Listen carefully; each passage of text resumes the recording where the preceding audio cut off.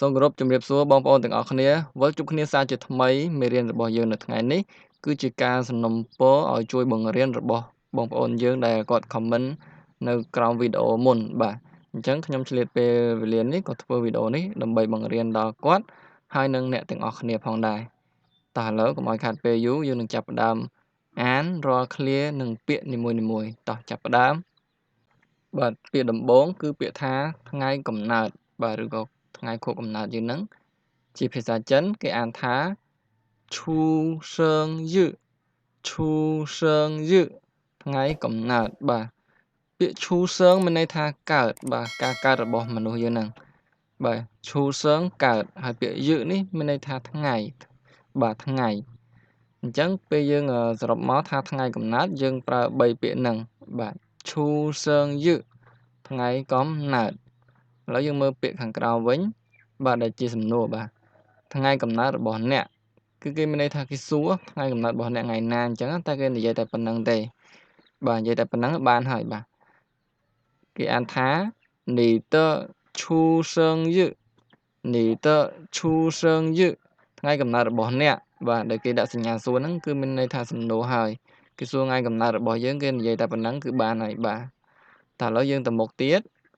បាទហើយយើងនិយាយថាកើតនៅឆ្នាំ1994បាទភាសាចិនក្នុងឆ្នាំអញ្ចឹងគេអានបាទលេខម្ដងមួយបាទគេអានថា1994年1994年ហ្នឹងមានន័យថាឆ្នាំ1994បាទហើយយើងទៅមុខទៀតពាក្យឈូសឺងហ្នឹងបកថាកើតបាទអញ្ចឹងយើងនិយាយពាក្យ1994年រួចហើយចាំយើងនិយាយពាក្យកើតតាមក្រោយបាទពាក្យឈូសឺងហ្នឹងអញ្ចឹងសរុបទៅ1994年ឈូសឺងកើតនៅឆ្នាំ1994បាទអញ្ចឹងបើយើងចង់និយាយឲ្យច្បាស់បាទ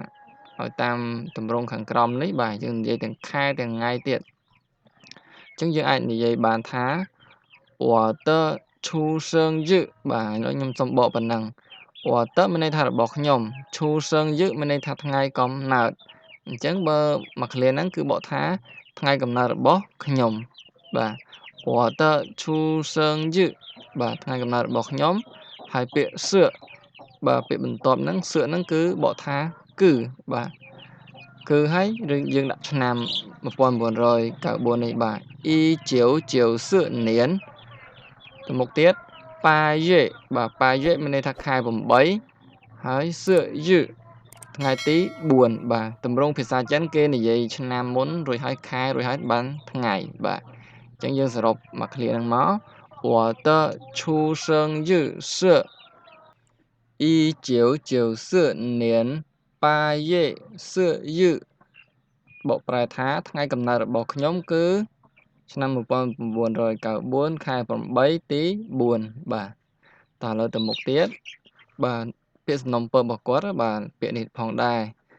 សុនស៊ីបាទសុនស៊ីហ្នឹងមានន័យថាលំដាប់លំដោយលេខរៀងបាទលំដាប់លំដោយលេខរៀងពី1 2 3រហូតបាទតាមលេខរៀងហ្នឹង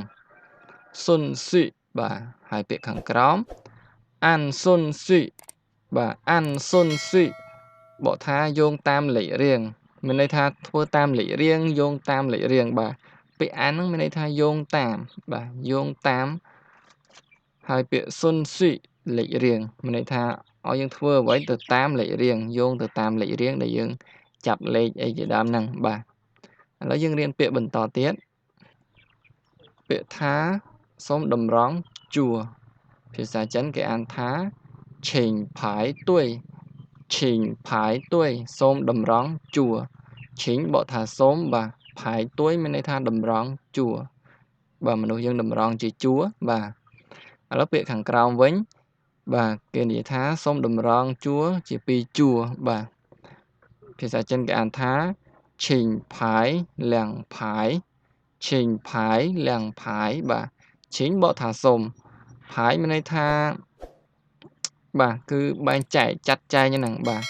អញ្ចឹងគឺផាយហ្នឹងគឺមកពីពាក្យផាយទួយហ្នឹងហើយបាទគឺយើងបាច់ថាផាយទួយយើងនិយាយតែផាយមួយម៉ាត់ហ្នឹងប៉ុណ្ណឹងក៏បានដែរព្រោះយើងដឹងថា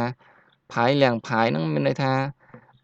បែងចែកជា2ជួរបាទផាយលៀងផាយបាទ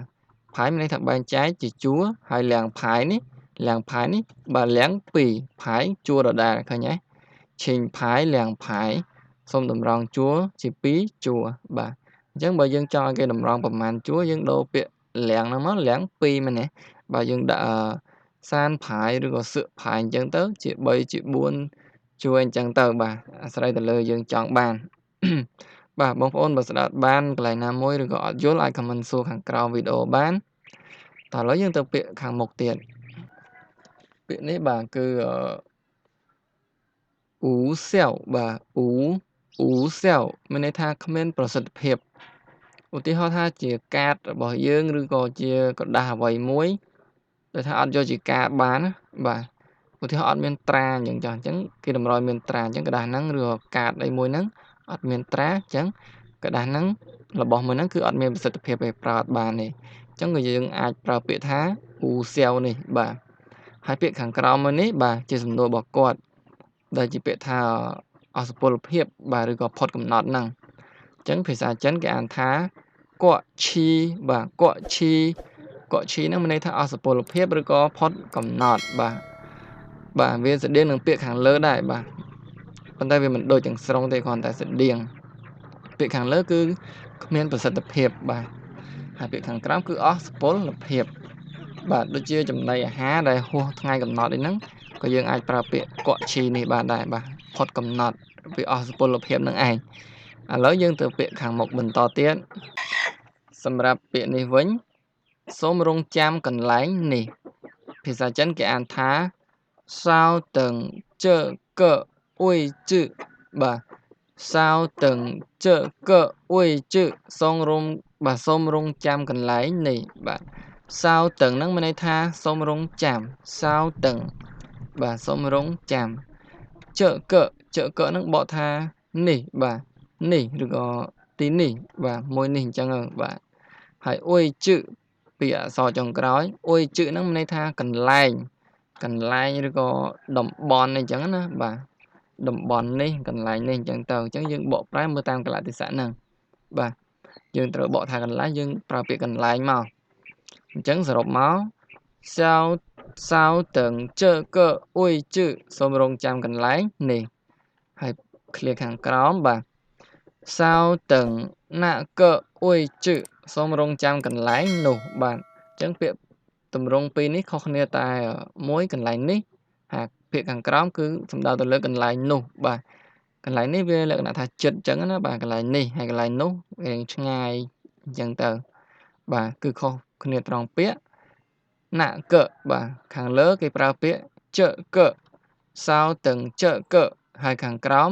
សៅតឹងណាកបាទសៅតឹងណាកអ៊ុយជឺ